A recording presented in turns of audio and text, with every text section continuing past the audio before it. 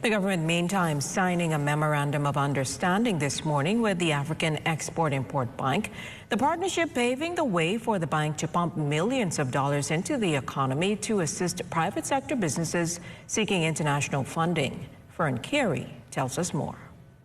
The multi-million-dollar agreement signed between the Bahamas and the Egypt-based African Export-Import Bank paves the way for multiple benefits for the country, including trade, project development and financing, trade information and advisory services offered by the bank.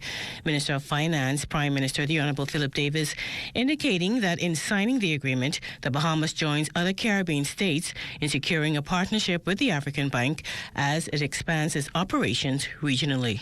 In other words, it will fill the gap in the region for private sector businesses seeking international funding, which is presently not readily available through the CDB, which is the Caribbean Development Bank.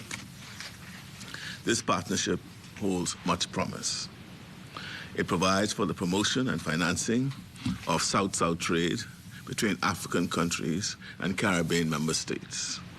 Provision is also made for financing exports and imports of non-traditional African goods and services, provision of insurance, and guaranteeing service coverage for commercial and non-commercial risks associated with African export and imports. Member states are also expected to support the bank by acting as intermediaries between African traders and traders in the region. The Afri-Exim Bank has also indicated that once the regional office has been established, that it envisages committing an investment of $700 million in the Caribbean as quickly as possible. Ultimately, the CARICOM community will be able to unlock further economic and social benefits at a critical time when so much support is needed.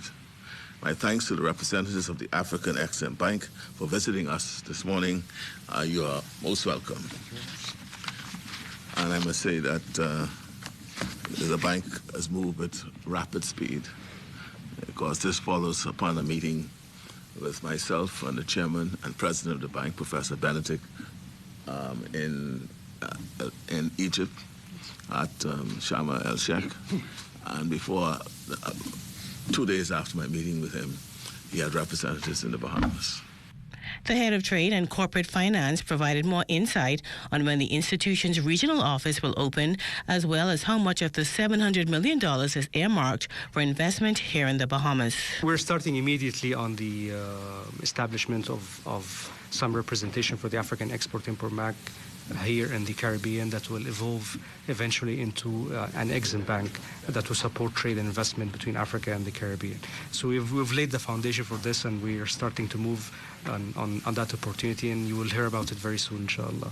For the investments, we've already started a program, Africa Caribbean Trade and Investment Promotion Program, for $250 million that we are immediately launching for financing and investments. Bahamians are also expected to benefit from cultural exchanges facilitated by the African Export-Import Bank. For the Bahamas Tonight, I'm Fern Carey.